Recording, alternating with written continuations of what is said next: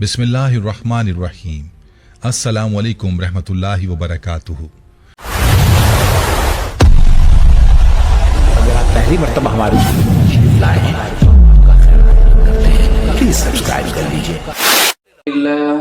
إن الحمد لله نحمده ونستعينه ونستغفره ونعوذ بالله من شرور أنفسنا ومن سيئات أعمالنا من يهده الله فلا مضل له ومن يضلل فلا هادي له وأشهد أن لا إله إلا الله وحده لا شريك له وأشهد أن محمدا عبده ورسوله يا أيها الذين آمنوا اتقوا الله حق تقاته ولا تموتن إلا وأنتم مسلمون يا أيها الناس اتقوا ربكم الذي خلقكم من نفس واحدة وخلق منها زوجها وبث منهما رجالا كثيرا ونساء واتقوا الله الذي تساءلون به والأرحام إن الله كان عليكم رقيبا يا أيها الذين آمنوا اتقوا الله وقولوا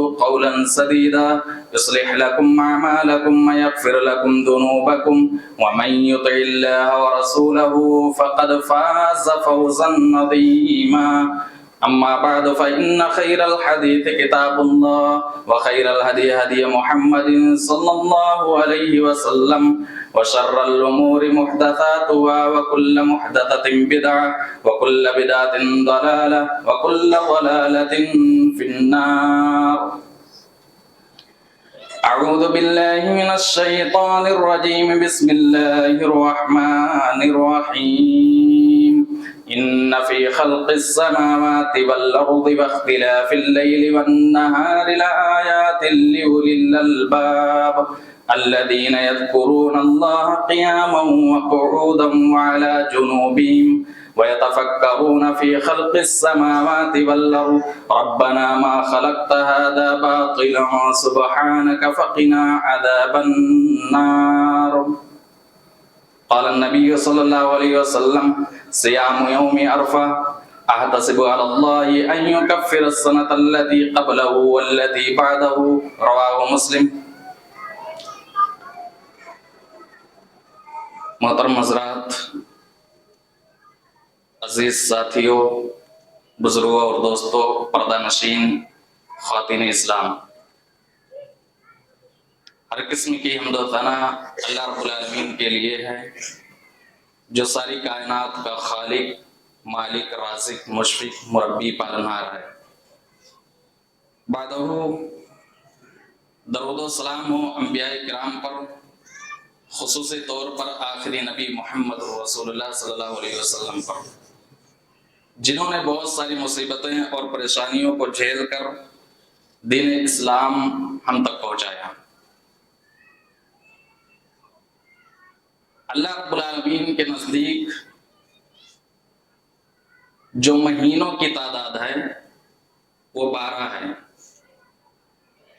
اور 12 مہینوں میں اللہ رب العالمین کے نزدیک سب سے فضیلت والا مہینہ رمضان المبارک کا مہینہ ہے۔ راتوں کے اعتبار سے لیلۃ القدر یعنی قدر والی رات سب سے افضل رات ہے۔ دنوں کے اعتبار سے اللہ رب العالمین کے نزدیک سب سے بہترین دن ذی الحجہ کے ابتدائی 10 دن ہیں، جو بہت جلد ہمارے درمیان آنے والا ہے۔ ذی الحجہ کے ابتدائی 10 دن کی فضیلت کے بارے میں محمد رسول اللہ صلی اللہ علیہ وسلم نے اپنی زبان سے خود گواہی دی ہے۔ صحیح ترغیب و ترہیب کی روایت ہے، اللہ کے رسول صلی اللہ علیہ وسلم کہتے ہیں افضل ایام الدنیا ایام العشر یعنی عشر ذی الحجہ، کہ دنیا کے تمام دنوں میں اللہ رب العالمین کے نزدیک سب سے فضیلت والا دن اگر کوئی ہے تو وہ ذی الحجہ کے ابتدائی 10 دن ہیں۔ ذہن کے اندر ایک سوال پیدا ہوتا ہے کہ رمضان المبارک کا آخری عشرہ بھی تو فضیلت والا ہے، رمضان المبارک کا آخری عشرہ بھی تو فضیلت والا ہے، اور ذی الحجہ کے ابتدائی 10 دن پہلے عشرے کے بارے میں محمد رسول اللہ صلی اللہ علیہ وسلم نے خود گواہی دی کہ یہ فضیلت والا عشرہ ہے۔ تو آخر ان دونوں میں سب سے بہتر عشرہ کون سا ہے؟ علماء کرام نے ان دونوں عشروں کے درمیان مناقشہ کیا ہے کہ ان دونوں میں سب سے فضیلت والا عشرہ کون سا ہے۔ تو بیان یہ کیا ہے کہ ذی الحجہ کا جو ابتدائی 10 دن ہے، یعنی پہلا عشرہ ہے، یہ دنوں کے اعتبار سے سب سے فضیلت والا عشرہ ہے، اور رمضان المبارک کا جو آخری عشرہ ہے یہ رات کے اعتبار سے سب سے فضیلت والا عشرہ ہے، کیونکہ رمضان المبارک کے آخری عشرے میں اللہ رب العالمین نے آخری عشرے میں قرآن کا نزول کیا، اور اسی آخری عشرے میں رات میں لیلۃ القدر یعنی قدر والی رات بھی ہوتی ہے۔ ان عشرے کی قسم اللہ رب العالمین نے قرآن حکیم کے اندر بھی کھائی ہے۔ اللہ رب العالمین کہتا ہے کہ والفجر ولیال عشر، قسم میں فجر کی اور 10 راتوں کی۔ مفسرین کرام ان 10 راتوں سے مراد ذی الحجہ کے ابتدائی 10 رات لیتے ہیں۔ اس کی فضیلت کا اندازہ اس بات سے بھی لگا سکتے ہیں کہ اللہ رب العالمین انہی چیزوں کی قسم کھاتا ہے جو اللہ رب العالمین کے نزدیک سب سے عظمت والی چیز ہوتی ہے، اور اللہ رب العالمین کا قسم کھانا یہ اس بات کی دلالت کرتی ہے کہ ذی الحجہ کے ابتدائی 10 دن یہ فضیلت والے دن ہیں۔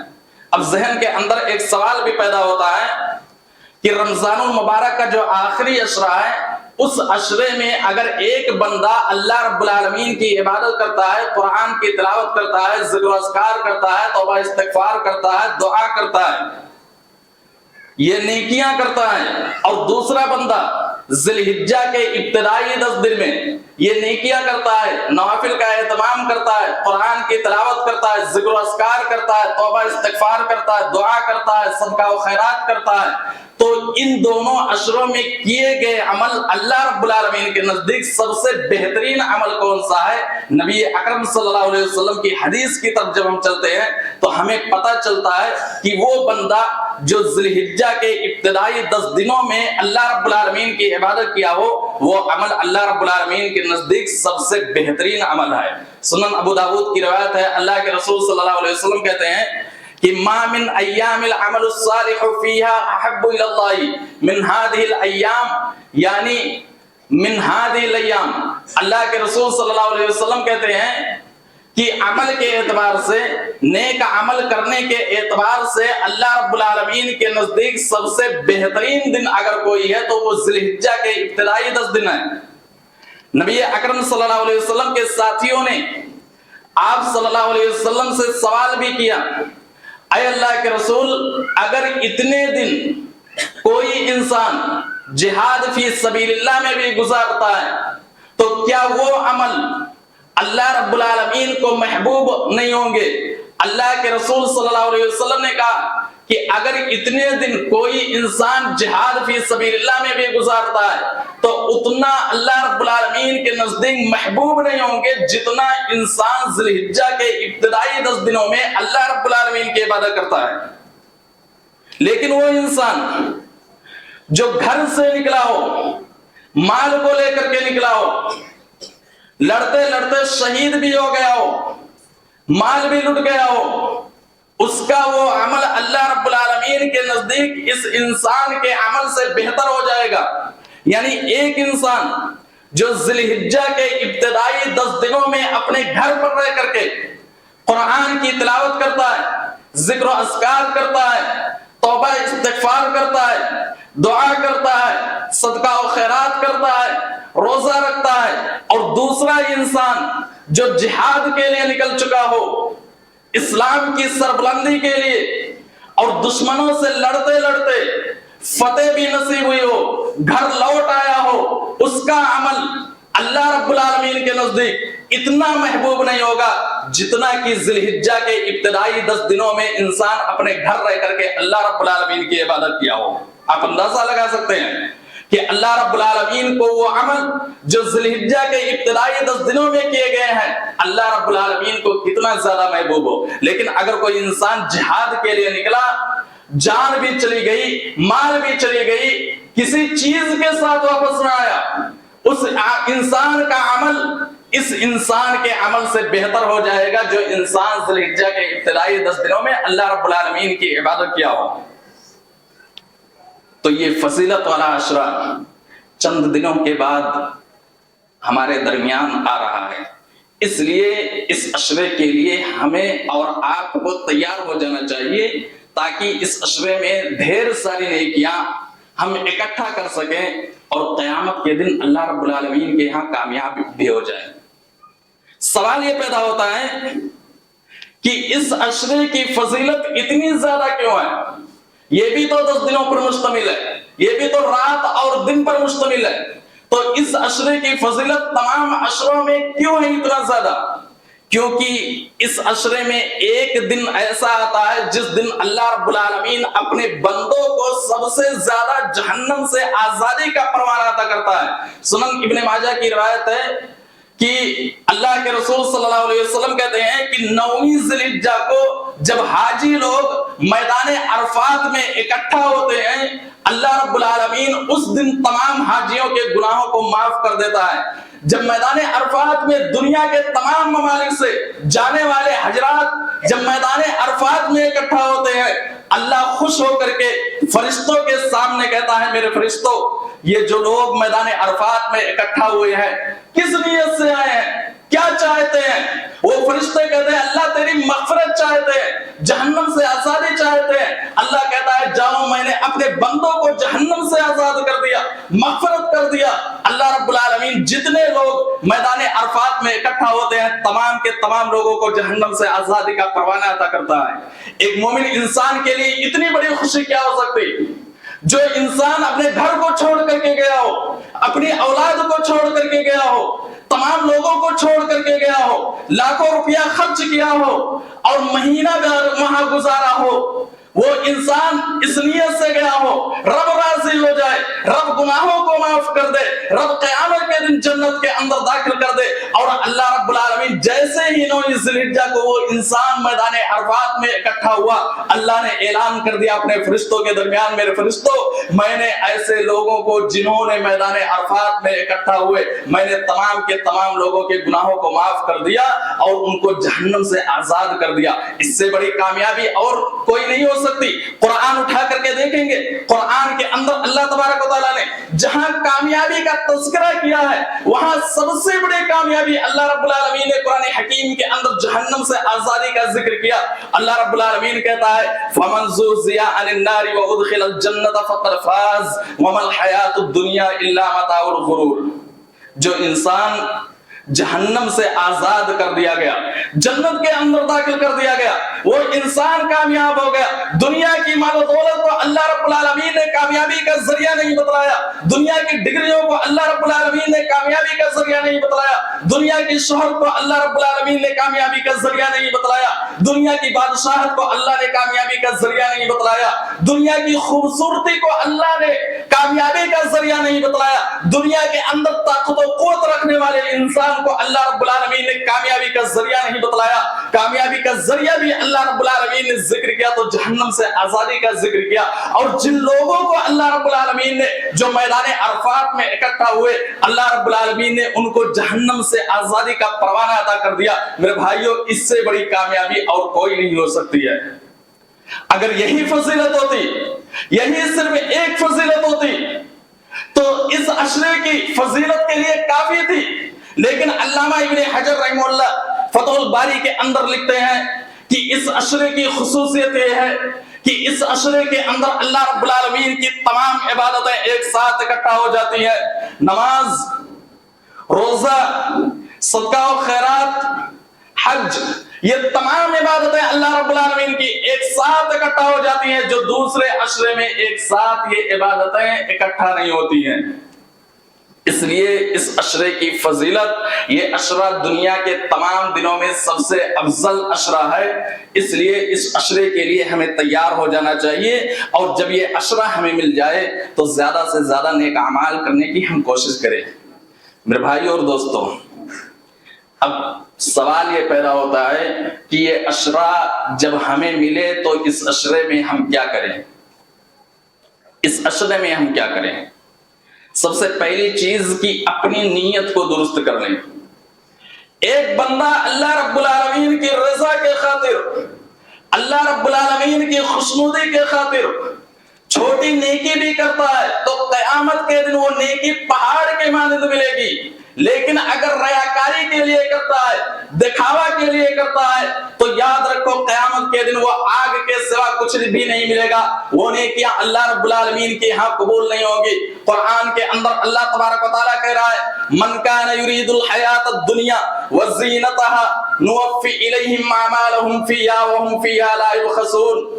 جو انسان دنیا کے اندر نیک عمل کر کے، ہم قرآن پڑھ رہے ہیں، ہم اللہ کی عبادت کر رہے ہیں، ہم قربانی کر رہے ہیں، ہم حج کر رہے ہیں، ان تمام اعمال کے ذریعے سے ہم مشہور ہو جائیں، فلاں انسان بہت بڑا عابد ہے، فلاں انسان حاجی ہے، فلاں انسان نمازی ہے، تو اللہ رب العالمین اس آیت کریمہ کے اندر کہہ رہا ہے، میرے بندے یاد رکھ، ان تمام چیزوں کے ذریعے سے دنیا کے اندر مشہور کر دیں گے، شہرت تو دے دیں گے، لیکن یاد رکھ جب قیامت کے دن اللہ کی عدالت میں آئے گا، جب رب کی عدالت میں حاضر ہوگا، اولئک الذین لیس لہم فی الآخرۃ الا النار، قیامت کے دن تجھے آگ کے سوا کچھ بھی نہیں دیا جائے گا، تیری تمام نیکیاں برباد ہو جائیں گی۔ میرے بھائیو، چھوٹی بھی نیکی کرے رب کی رضا کے خاطر کرے، چھوٹی بھی عمل کرے اللہ کی خوشنودی کے خاطر کرے، اگر بڑی سے بڑی نیکیاں کر رہے ہیں اور ریاکاری ہے،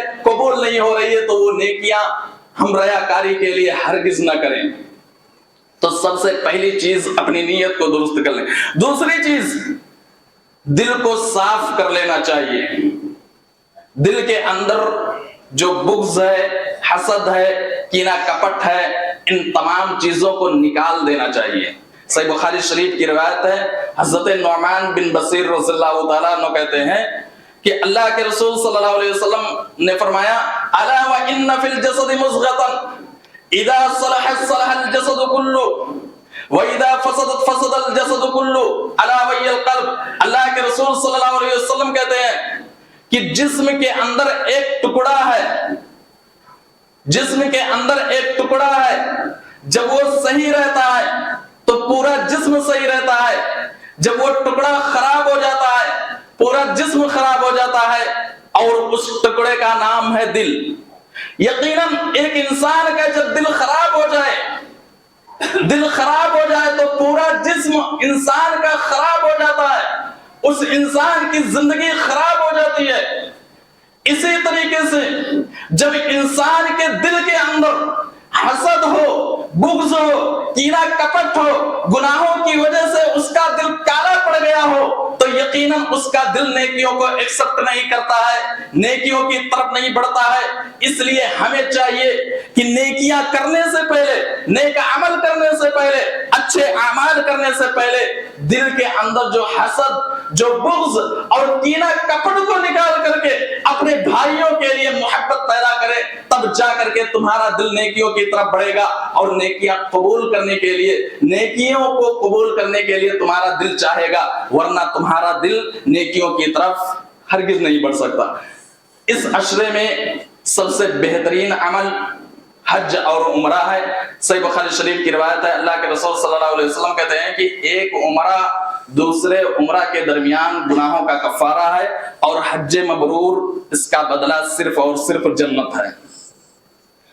دوسرا عمل، عشرے ذی الحجہ میں ہمیں روزہ بھی رکھنا چاہیے۔ اللہ کے رسول صلی اللہ علیہ وسلم نے، اللہ کے رسول صلی اللہ علیہ وسلم کا یہ معمول تھا کہ پورے 9 دن روزہ رکھا کرتے تھے۔ اگر ہمیں اس کی استطاعت نہیں ہے کہ پورے 9 دن روزہ رکھیں، تو کم سے کم عرفہ کے دن روزہ رکھ لے، یعنی 9ویں ذی الحجہ کو روزہ رکھ لے۔ اللہ کے رسول صلی اللہ علیہ وسلم نے فرمایا، صیام یوم عرفہ احتسب علی اللہ ان یکفر السنۃ التي قبلہ والتي بعدہ. اللہ کے رسول صلی اللہ علیہ وسلم کہتے ہیں عرفہ کے روزہ کے بارے میں بتلاتے ہیں کہ مجھے گمان ہے، مجھے امید ہے کہ اللہ رب العالمین ایک سال اگلے اور ایک سال پچھلے گناہوں کو معاف کر دے گا. ایک روزہ رکھو گے 2 سال گناہوں کا کفارہ ہے، 2 سال گناہوں کی معافی ہے. اس لیے اگر ہمیں استطاعت ہے تو پورے 9 دن روزہ رکھ لینا چاہیے. اگر طاقت نہیں ہے تو کم سے کم 9 ذی الحجہ کو روزہ رکھ لینا چاہیے. بعض حضرات ایسے بھی ہیں کہ وہ 8ویں ذی الحجہ کو روزہ رکھتے ہیں، کیونکہ میدان عرفات میں جب حاجی اکٹھا ہوتے ہیں تو وہاں 9ویں ذی الحجہ ہوتا ہے اور یہاں 8ویں ذی الحجہ ہوتا ہے، اس لیے وہ ایک دن پہلے روزہ رکھتے ہیں. حالانکہ یہ صحیح نہیں ہے. ہمیں اپنی تاریخ کے حساب سے، ہمیں اپنی کیلنڈر کے حساب سے 9ویں ذی الحجہ کو روزہ رکھ لینا چاہیے. یہ نبی اکرم صلی اللہ علیہ وسلم کی سنت ہے جو 2 سال کے گناہوں کا کفارہ ہے. اسی طریقے سے ذی الحجہ کے ابتدائی 10 دنوں میں جہاں ہم نماز پڑھتے ہیں، قرآن کی تلاوت کرتے ہیں، وہیں دوسری طرف ہمیں نوافل کا بھی اہتمام کرنا چاہیے. نفل چاہے صدقہ و خیرات ہو، چاہے روزہ ہو، چاہے نماز کی شکل میں ہو، ان تمام چیزوں کا بھی ہمیں اہتمام کرنا چاہیے. اس کا فائدہ کیا ہے؟ صحیح بخاری شریف کی روایت ہے، اللہ کے رسول صلی اللہ علیہ وسلم کہتے ہیں کہ میرا بندہ جو فرائض پر عمل کرتا ہے، جب اللہ رب العالمین کا ایک بندہ فرائض پر عمل کرتا ہے تو فرائض کے ذریعے سے وہ اللہ رب العالمین کا قریب بندہ بن جاتا ہے، تقرب حاصل کر لیتا ہے. پھر اللہ کے نبی کہتے ہیں کہ اللہ کہتا ہے میرا بندہ نوافل کے ذریعے سے میرا تقرب حاصل کرتے رہتا ہے، یہاں تک کہ وہ میرا محبوب بندہ بن جاتا ہے. اور جب میرا محبوب بندہ بن جاتا ہے تو میں اس کا کان بن جاتا ہوں جس کے ذریعے سے وہ سنتا ہے، میں آنکھ بن جاتا ہوں جس کے ذریعے سے وہ دیکھتا ہے، میں اس کا ہاتھ بن جاتا ہوں جس کے ذریعے سے وہ پکڑتا ہے، میں اس کا پیر بن جاتا ہوں جس کے ذریعے سے چلتا ہے. یعنی اللہ تبارک و تعالیٰ اس بندے کے تمام اعضاء کو اطاعت کے کاموں میں لگا دیتا ہے. اس کا کان، اس کو اللہ رب العالمین نے جو قوت سماعت دی ہے، اس کا کان غلط چیزوں کو سننا گوارا نہیں کرتا ہے، اس کی آنکھ غلط چیزوں کو دیکھنا گوارا نہیں کرتی، اس کا ہاتھ کسی کے اوپر ظلم کرنے کے لیے نہیں اڑتا، اس کا پیر جب کسی چیز کی طرف بڑھتا ہے تو اللہ کی طرف بڑھتا ہے، اس کا پیر کسی غلط چیز کی طرف نہیں بڑھتا ہے. یہ نوافل کے ذریعے سے ہوتا ہے. جب بندہ اللہ رب العالمین کی عبادت کرتا ہے، نوافل کا اہتمام کرتا ہے، اللہ کا محبوب بندہ بن جاتا ہے. اللہ کا محبوب بندہ جب بن جاتا ہے تو اللہ رب العالمین اس کے تمام اعضاء کو اطاعت کے کاموں میں لگا دیتا ہے، اس کے تمام اعضاء اللہ رب العالمین کی اطاعت میں گزارتے ہیں. اگر ہمیں بھی اللہ رب العالمین کا محبوب بندہ بننا ہے تو میرے بھائیوں اس عشرے میں زیادہ سے زیادہ نوافل کا اہتمام کریں، چاہے وہ روزے کی شکل میں ہو، چاہے وہ صدقہ و خیرات کی شکل میں ہو، چاہے وہ نماز کی شکل میں ہو. ان تمام چیزوں کا اہتمام کریں، اللہ رب العالمین کا محبوب بندہ بن جاؤ گے. اس کے علاوہ اس عشرے میں زیادہ سے زیادہ اللہ رب العالمین کا ذکر بھی کرنا چاہیے، کثرت سے اللہ رب العالمین کا ذکر بھی کرنا چاہیے. اللہ کے نبی صلی اللہ علیہ وسلم کہتے ہیں اللہ رب العالمین کے نزدیک سب سے بہترین دن، عظیم دن ذی الحجہ کے ابتدائی 10 دن ہیں، اور ان دنوں میں اللہ رب العالمین کے نزدیک محبوب عمل اللہ رب العالمین کا ذکر بھی ہے. اور یاد رکھو اللہ رب العالمین کا ذکر یہ افضل عبادت ہے. اللہ رب العالمین کا ذکر عمل میں روح کے مانند ہے. یعنی جس طریقے سے انسان کے جسم کے اندر جب روح ہوتی ہے تو انسان زندہ ہوتا ہے، اور جب روح نکل جاتی ہے انسان مردہ ہو جاتا ہے، اسی طریقے سے جس عمل کے اندر اللہ رب العالمین کا ذکر ہوتا ہے وہ عمل زندے کے مانند ہوتی ہے. جب عمل کے اندر اللہ تبارک و تعالیٰ کا ذکر ختم ہو جاتا ہے، ذکر نہیں ہوتا ہے، تو وہ عمل مردے کے مانند ہو جاتی ہے. اس لیے اللہ رب العالمین کا ذکر کرنا چاہیے، زیادہ سے زیادہ اللہ کو یاد کرنا چاہیے.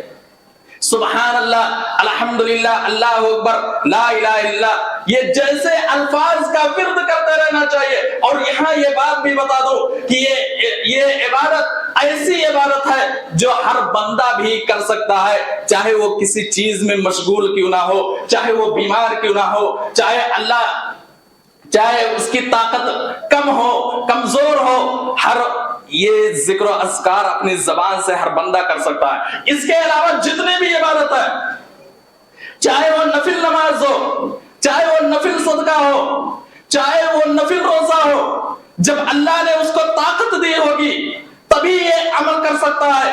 لیکن ذکر و اذکار ایسا عمل ہے کہ ہر بندہ کر سکتا ہے۔ ہم کہیں جا رہے ہیں، سفر پر جا رہے ہیں، بس میں بیٹھے ہوئے ہیں، ٹرین میں بیٹھے ہوئے ہیں، ہم اپنی زبان سے سبحان اللہ، الحمدللہ، اللہ اکبر کا ذکر کر سکتے ہیں۔ ہماری مائیں اور بہنیں کھانا پکا رہی ہیں اور کھانا پکاتے وقت بھی اپنی زبان سے سبحان اللہ، الحمدللہ، اللہ اکبر کا ذکر کر سکتی ہیں۔ اور یہ چیز ایسی ہے کہ قرآن حکیم جب اٹھا کر کے دیکھو گے تو اللہ تبارک و تعالیٰ نے ایسے لوگوں کو عقل مند بتلایا ہے، یعنی جو اللہ رب العالمین کا ذکر کرتے ہیں وہی عقل مند ہے۔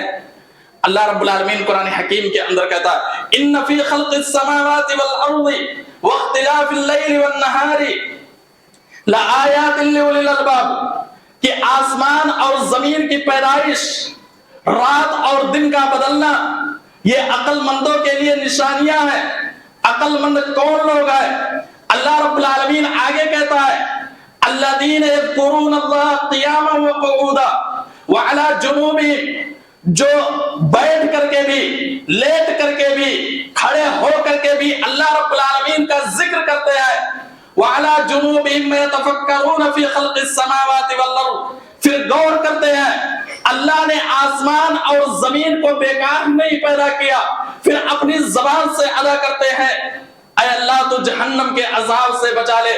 آیت کریمہ ہمیں اس بات کی طرف اشارہ کر رہی ہے عقل مند بننا ہے، ہوشیار بننا ہے تو اللہ رب العالمین کا ذکر کرتے رہو، بیٹھے ہو تب بھی کرو، کھڑے ہو تب بھی کرو، بستر پر لیٹے ہو تب بھی اللہ رب العالمین کا ذکر کرتے رہو، جو اللہ رب العالمین کے نزدیک یہ بہترین عمل میں سے ایک بہترین عمل ہے، جو اپنی زبان کے ذریعے سے اس عشرے میں کثرت سے زیادہ اپنی زبان سے یہ الفاظ ادا کرنے چاہیے۔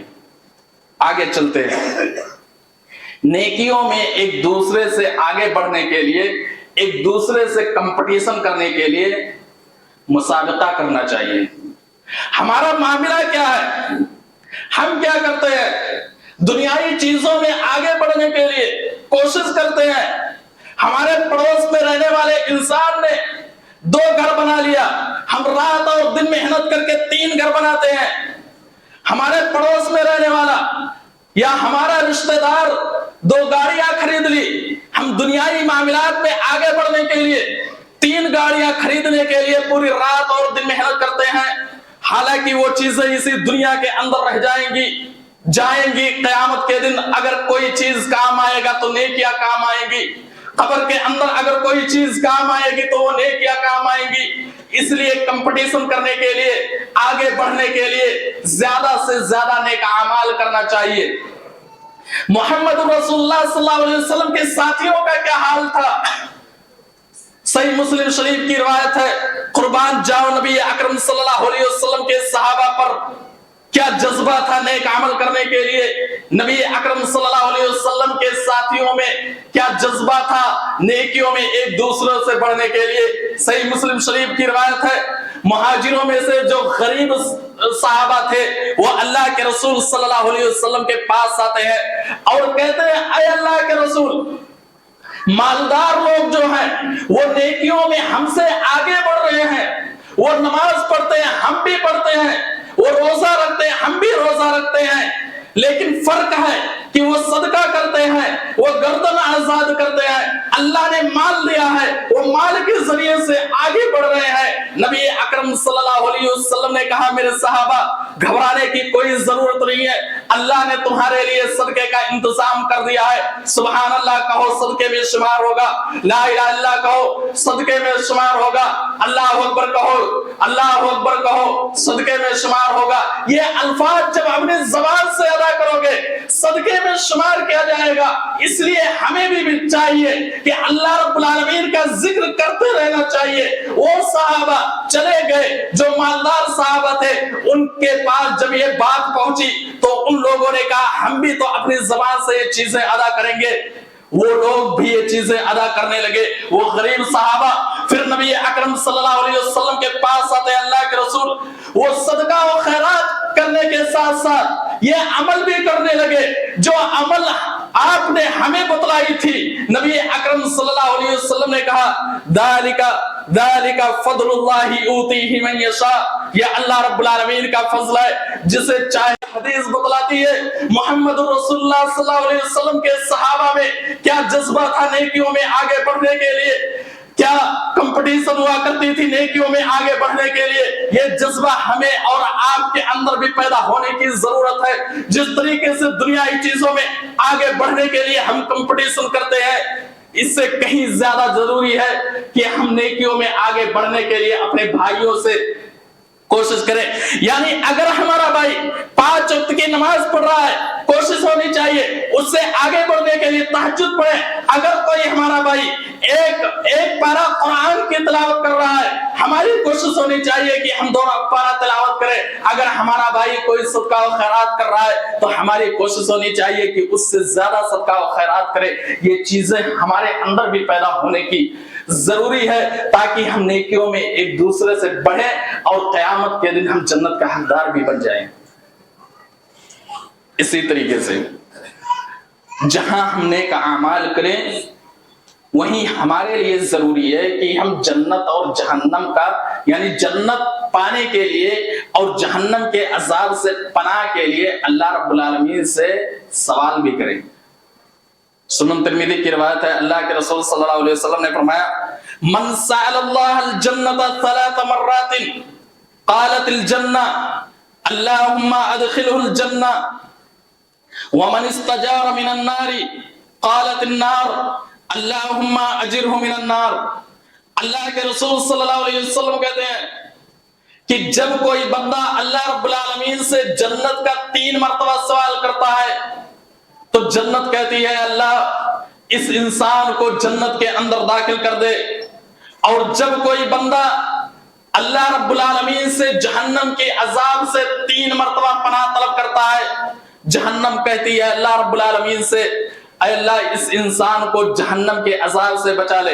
یہ حدیث ہمیں بتلا رہی ہے, یہ حدیث ہمیں بتلا رہی ہے کہ جہاں ہم نیک عمل کریں وہیں جنت کا سوال بھی اللہ رب العالمین سے کرے, وہیں جہنم کے عذاب سے بچنے کے لیے اللہ سے پناہ طلب کرے, اللہ رب العالمین سے دعائیں بھی کرتے رہے. محمد رسول اللہ صلی اللہ علیہ وسلم کے صحابہ جن کو جنت جانے کے بارے میں کوئی شک و شبہ نہیں ہے, جن کو جنت جانے کے بارے میں کوئی شک و شبہ نہیں ہے, محمد رسول اللہ صلی اللہ علیہ وسلم کے ساتھیوں میں سے ایک ساتھی حضرت عمر فاروق رضی اللہ تعالیٰ عنہ ہے, جن کو اللہ کے نبی صلی اللہ علیہ وسلم نے اسی دنیا کے اندر جنت کی بشارت دی, جن کو جنت میں جانے کے بارے میں کوئی شک و شبہ نہیں ہے. معراج میں گئے تو محمد رسول اللہ صلی اللہ علیہ وسلم نے اپنے ساتھی حضرت عمر فاروق رضی اللہ تعالیٰ عنہ کے گھر کو دیکھ کر کے آئے. وہ عمر فاروق رضی اللہ تعالیٰ عنہ جہنم سے اتنا ڈر رہے ہیں, اتنا خوف کھا رہے ہیں کہ حضرت عمر فاروق رضی اللہ تعالیٰ عنہ کے بارے میں آتا ہے رات کی تاریکی میں نکلے, سورہ طور کی آیت کریمہ ان کے کان میں ٹکرائی, ان عذاب ربک لواقع, تیرے رب کا جو عذاب ہے وہ واقع ہونے والا ہے. محمد رسول اللہ صلی اللہ علیہ وسلم کے وہ صحابی اتنا گھبرا گئے, رب کے عذاب کو سن کر کے اتنا ڈر گئے, بستر پر آئے, رو رو کر کے بیمار پڑ گئے.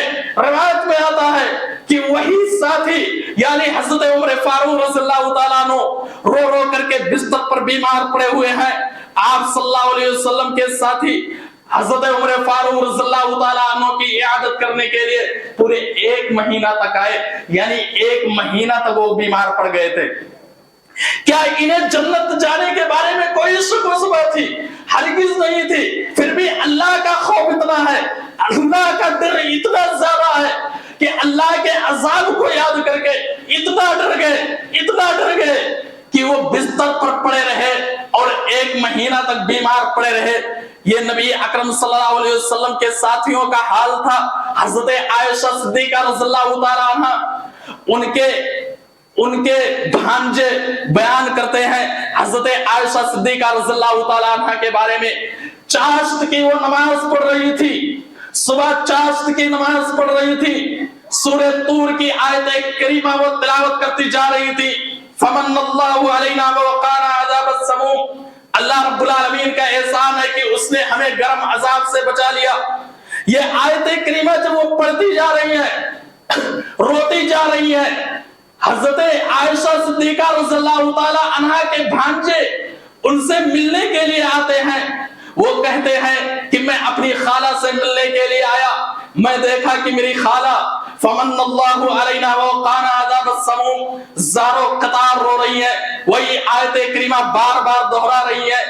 حضرت عائشہ صدیقہ رضی اللہ تعالی عنہا کے بھانجے کہتے ہیں میں وہاں سے چلا گیا, مارکیٹ گیا, سامان خریدا, واپس لوٹا, پھر کیا دیکھتا ہوں کہ میری خالہ وہی آیت کریمہ بار بار پڑھتی جا رہی ہے اور روتی جا رہی ہے.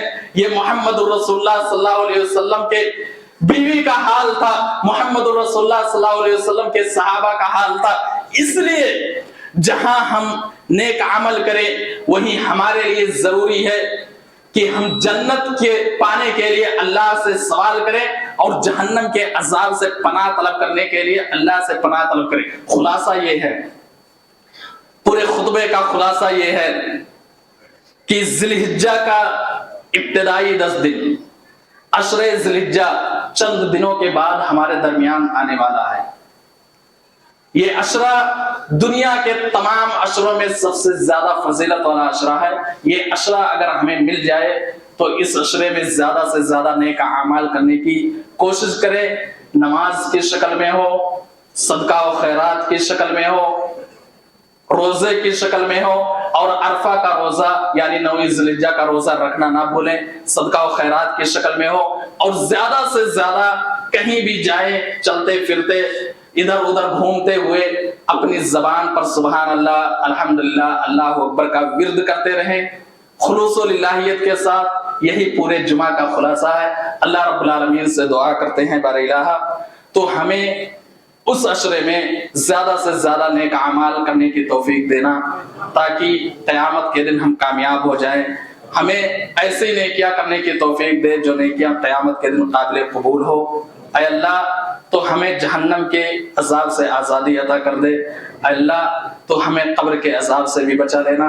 اے اللہ دنیا کے اندر جو مسلمان پریشان ہیں اللہ تو ان کی پریشانی کو دور کر دے. اے اللہ جو ہمارے مسلمان بھائی بیمار ہیں اللہ تو انہیں صحت اور تندرستی سے نواز دے. اے اللہ جو ہم میں سے قرض دار ہیں اللہ ان کے لیے کوئی آسانی کا راستہ پیدا کر دے.